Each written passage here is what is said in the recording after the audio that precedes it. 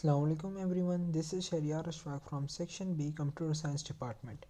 Today we will talk about communication across cultures.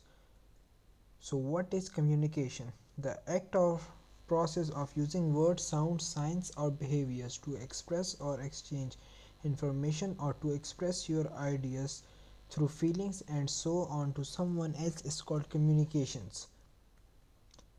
Types of communications. There are five types of communications. Verbal communication. Verbal communication occurs when we engage in speaking with others. It can be face to face, over the telephone, via Skype or Zooms, etc.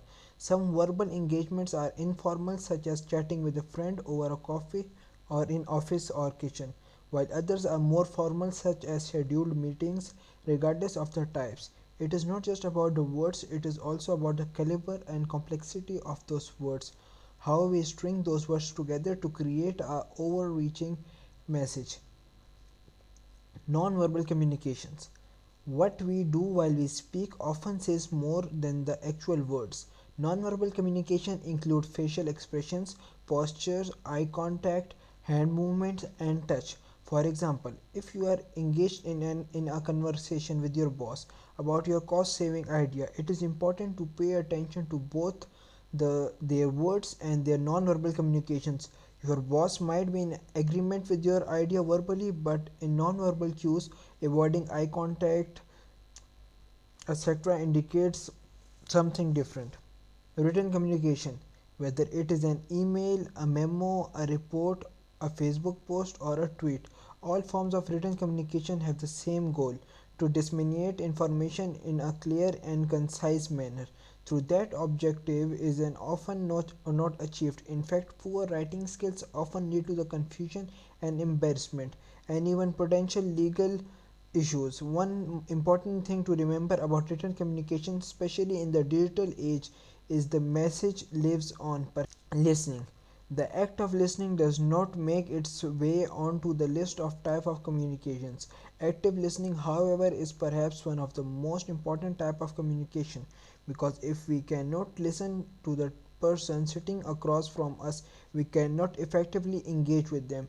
Think about negotiation. A part of process is to assess what the opposition wants and needs. Without listening, it is impossible to assess that, which makes it difficult to achieve a win-win outcome. Visual communication. We are a visual society. Think about it. Televisions are running 24/7. Facebook is visual with memes, videos, images, etc. Instagram is an image only platform, and advertisers use image to sell products and ideas. Think from a personal perspective. The image we post on social media are meant to convey meaning, to communicate a message. In some cases, the message might be, "Look at me, I am in Italy," or "I just won an award." Others can be carefully curated to tug on her heartstrings, injured animals, crying children, etc. What is culture? Culture is the way of life of a group of people who lives in the same society. Culture includes behaviors, beliefs, values, knowledge, moral customs, symbols, and habitat acquired by man as a member of that society. Culture is transmitted among people of a society and passed along from one generation to another generation by means of communication and imitations. Culture is not built in from birth. The society which an individual is nurtured gives the individual its culture. Now let's talk about culture versus society. Society is the group of interacting organisms. A society is simply like a habitat where living organisms live and interact with themselves. People are not only the animals that have societies. Flocks of birds, hives of bees, colonies of ants are societies too. Culture is the meaning of interaction among organisms living together in a society. Now let's talk about communication across cultures. Communication across cultures seeks to understand how people from different countries and cultures behave, communicate, and perceive the world around them. We communicate the way we do because we are raised in a particular culture and learn its language, rules, and norms. Different cultures may have different rules and norms. Understanding the other cultures facilitates cross cultural communication. Generally, communication we seek to reduce uncertainty. Communication with strangers involves relative greater degrees of uncertainty due to difficulty in predicting a stranger's response. For example, in some cultures, looking people in the eye is assumed to indicate honesty and straightforwardness. In other, it is seen as challenging and rude. In USA, the cheapest, most effective way to connect with people is to look them into the eye. Most people in Arab culture share a great deal of eye contact and may regard too little as disrespectful. In English culture, a certain amount of eye contact is required, but too much makes people uncomfortable. Why cross cultural communication is important?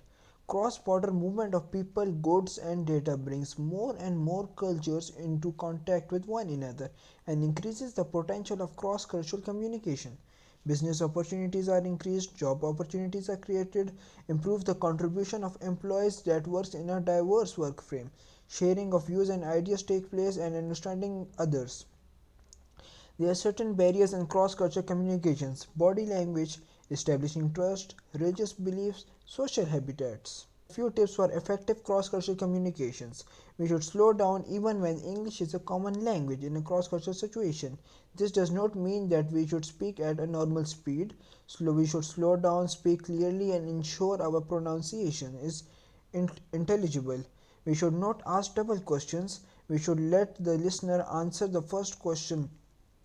We should not ask negative questions. Learning about other cultures. People can prevent cross cultural conflicts by learning about other cultures they come in contact with. This knowledge can be obtained through training programs, journal reading, talking to people from different cultures, living with them, learning past experiences. So, the conclusion of this whole presentation is cross cultural communication is about dealing with people from other cultures in a way that minimizes misunderstandings and maximizes your potential to create strong cross cultural relationships. Thank you.